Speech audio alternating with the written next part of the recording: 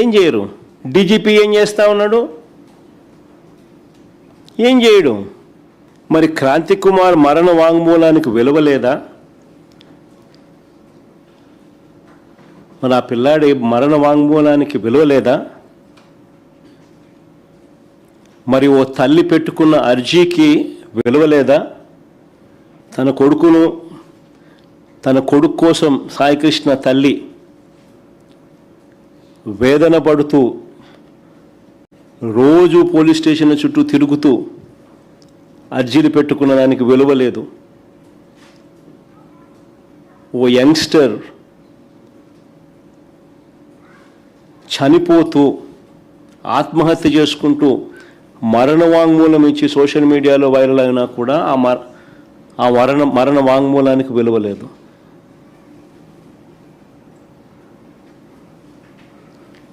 నేరాన్ని కప్పిపెట్టి నిందితుల్ని ప్రోత్సహించిన ఇదే సిపిని,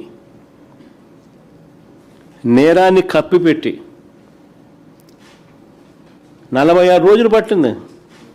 జగన్ పోతే కానీ, జగన్ పోయిన 4 రోజులకు కానీ అరెస్టులు కాల.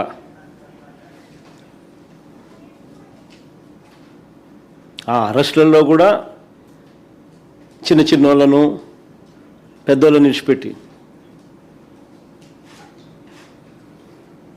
నేరాన్ని కప్పిపెట్టి నిందితుల్ని ప్రోత్సహించిన సిపిని,